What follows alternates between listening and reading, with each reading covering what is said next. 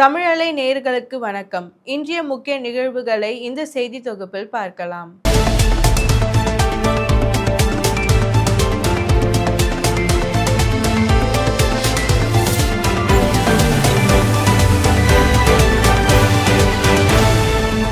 தமிழகத்தில் தேர்தலுக்கான பரப்புரை முடிய ஒரே நாள் இருப்பதால் தலைவர்கள் தீவிர வாக்கு சேகரிப்பில் ஈடுபட்டனர். நாளை மாலையோடு பிரச்சாரம் ஓயும் நிலையில் தலைவர்கள் இறுதிக்கட்ட வாக்கு சேகரிப்பில் மும்முரமாக ஈடுபட்டனர். ராகுல் காந்தி, முதல்வர் ஸ்டாலின், எடப்பாடி பழனிசாமி, விஜய், சீமான், அண்ணாமலை, திருமாவளவன், கமல்ஹாசன், பிரேமலதா விஜயகாந்த் உள்ளிட்டோர் பரப்புரை மேற்கொண்டனர். களத்தில் நிற்கும் வேட்பாளர்களும் தீவிர வாக்கு சேகரிப்பில் ஈடுபட்டனர்.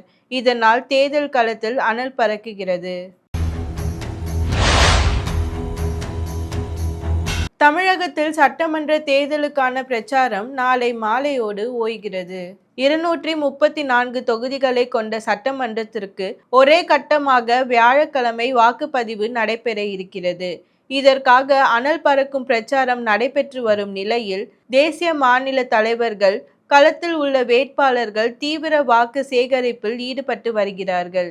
இந்த நிலையில் நாளை மாலை 6 மணியோடு தமிழகத்தில் பிரச்சாரம் ஓய்கிறது. அதன் பிறகு வேட்பாளர்கள், கட்சி தொண்டர்கள் நேரடியாக மற்றும் தொலைக்காட்சி போன்ற ஊடகங்கள் வாயிலாக பிரச்சாரம் செய்யவும் ஊர்வலமாக செல்லவும் தடை விதிக்கப்பட்டுள்ளது. 23ஆம் தேதி காலை 7 மணி முதல் மாலை 6 மணி வரை வாக்குப்பதிவு நடைபெறுகிறது. விஜய் அவரது மனைவி சங்கீதா இடையிலான விவாகரத்து வழக்கில் இருவரும் ஜூன் 15 நேரில் ஆஜராக செங்கல்பட்டு குடும்ப நல நீதிமன்றம் உத்தரவிட்டுள்ளது. விஜயின் மனைவி சங்கீதா செங்கல்பட்டு குடும்ப நல நீதிமன்றத்தில் விவாகரத்து கோரி ஏற்கனவே மனு தாக்கல் செய்திருந்தார். இந்த வழக்கு ஏப்ரல் 20ஆம் தேதி விசாரணைக்கு வரும் என்று தெரிவிக்கப்பட்டிருந்தது. அதன்படி இன்று விசாரணைக்கு வந்த நிலையில் இருவரும் புதிய மனுவை தாக்கல் செய்தனர். அதன் அடிப்படையில் விசாரணையை ஜூன் 15ஆம் தேதி ஒத்திவைத்த நீதிமன்றம் அன்றைய தினம் இருவரும் ஆஜராக வேண்டும் என்று உத்தரவிட்டு இருக்கிறார். அக்ஷய திருதியை முன்னிட்டு தங்கம் மற்றும் வெள்ளியின் விலையானது அதிரடியாக குறைந்துள்ளது. தங்கம் வாங்க சிறந்த நாளாக கருதப்படும் அக்ஷய திருதியை தங்கத்திற்கான டிமாண்ட் அதிகரிக்கும் நிலையில் இன்று தங்கம் விலை சரிவை சந்தித்துள்ளது. 22 கேரட் தங்கம் விலை கிராமுக்கு ரூபாய் 60 குறைந்து 1 கிராம் ரூபாய் 14,300க்கும், சவரனுக்கு ரூபாய் 480 குறைந்து 1 சவரன் ரூபாய் 1,14,400க்கும் விற்பனை செய்யப்படுகிறது. வெள்ளியின் விலையில் எந்த மாற்றமும் இன்றி 1 கிராம் ரூபாய் 280க்கும், 1 கிலோ ரூபாய் 2,80,000க்கும் விற்பனை செய்யப்படுகிறது. விருதுநகர் அருகே பட்டாசு ஆலையில் ஏற்பட்ட வெடி விபத்தில் உயிரிழந்தோர் எண்ணிக்கை 25ஆக அதிகரித்துள்ளது. கட்டனார்பட்டியில் இயங்கி வரும் பட்டாசு ஆலையில் 30க்கும் மேற்பட்ட தொழிலாளர்கள் பணியாற்றி கொண்டிருந்தனர். அப்போது வெடி தயாரிக்கும் பணியின் போது உராய்வு காரணமாக திடீரென பட்டாசு மருந்துகள் வெடித்து சிதறின. இதனால் ஏற்பட்ட தீ அடுத்தடுத்த அறைகளுக்கும் பரவியதால் 4 அறைகள் தரைமட்டமாகின. இந்த விபத்தில் பலியானோர் எண்ணிக்கை 25ஆக உயர்ந்துள்ளது. காயமுற்றோர் மீட்கப்பட்டு மருத்துவமனையில் சிகிச்சை பெற்று வருகின்றனர்.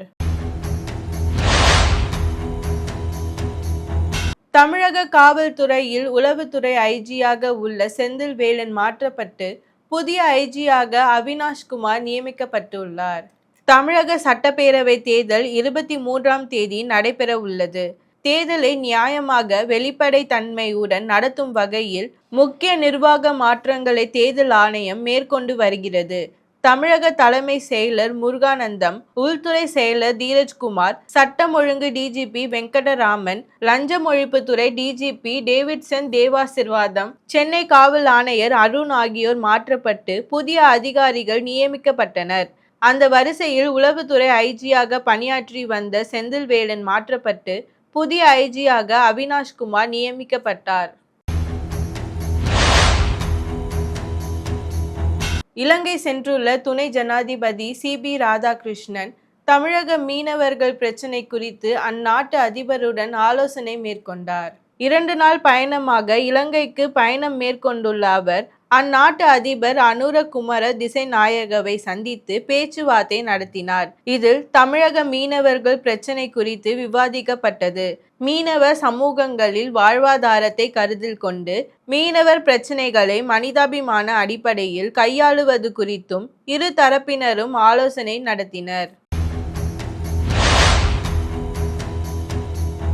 சென்னையில் கோடை வெயில் தீவிரமடைந்துள்ள நிலையில் குடிநீர் வழங்கும் 5 முக்கிய ஏரிகளின் நீர் இருப்பு 70.6% இருப்பது பொதுமக்கள் இடையே நிம்மதியை ஏற்படுத்தியுள்ளது.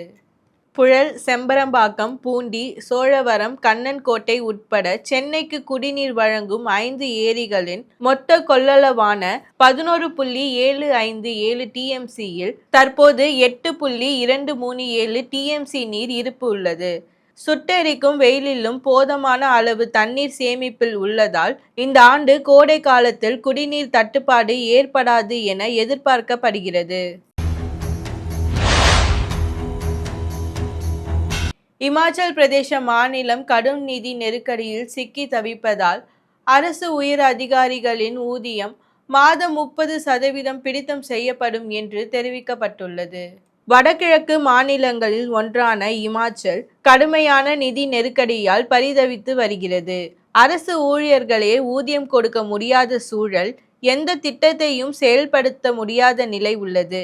நிதி நிலைமையை சரி செய்யும் பொருட்டு அமைச்சர்களின் சம்பளத்தில் 50%, எம்எல்ஏக்களின் சம்பளத்தில் 20% 6 மாதங்களுக்கு நிறுத்தி வைத்துள்ளதாக முதல்வர் சுக்விந்தர் சிங் சுகு ஏற்கனவே அறிவித்திருந்தார். இப்போது அரசு உயர் அதிகாரிகள் ஊதியத்தில் 30% 6 மாதங்களுக்கு பிடித்தம் செய்யப்பட உள்ளது. மே முதல் இந்த பிடித்தம் அமலுக்கு வருகிறது. திரையரங்குகளில் ரூபாய் 82 கோடி வசூலித்த யூத் திரைப்படம் தற்போது நெட்ஃபிளிக்ஸ் ஓடிடி தளத்திலும் முதன்மை இடங்களை பிடித்து உலகளவில் ட்ரெண்டிங்கில் உள்ளது. தான் இயக்கி நடித்த முதல் படத்திலேயே முத்திரை படித்துள்ள கென் கருணாஸ் நெட்ஃபிளிக்ஸ் ட்ரெண்டிங்கில் பவன் கல்யாணின் உஸ்தாத் பகத்சிங் படத்தையே பின்னுக்கு தள்ளி 2ஆம் இடத்தை பிடித்துள்ளார். இந்த பிரம்மாண்ட வெற்றியை தொடர்ந்து அவரை தங்கள் நிறுவனத்தில் ஒப்பந்தம் செய்ய முன்னணி தயாரிப்பாளர்கள் மத்தியில் கடும் போட்டி நிலவி வருகிறது. ஒடிசா புவனேஸ்வரில் நடைபெற்ற 61வது பெமினா மிஸ் இந்தியா 2026 போட்டியில் கோவாவை சேர்ந்த சாத்வி சதீஷ் சைல் பிரம்மாண்ட வெற்றி பெற்று புதிய மிஸ் இந்தியாவாக தேர்வாகியுள்ளார். நாட்டின் 30 மாநிலங்களில் இருந்து பங்கேற்ற அழகிகளுக்கு இடையே நடைபெற்ற இந்த போட்டியில் சாத்வி முதலிடம் பிடித்து சாதனை படைத்தார். இவரை தொடர்ந்து மகாராஷ்டிராவின் ராஜநந்தினி பவார் 2ஆம் இடத்தையும், காஷ்மீரின் ஸ்ரீ அத்வைதா 3ஆம் இடத்தையும் பிடித்தனர். புவனேஸ்வரில் நடந்த இறுதிப் போட்டியில் வெற்றியாளர்களுக்கு அதிகாரப்பூர்வமாக கிரீடம் அணிவிக்கப்பட்டது. மேலும் செய்திகளுக்கு தொடர்ந்து இணைந்திருங்கள் தமிழலை செய்திகளோடு. நன்றி, வணக்கம்.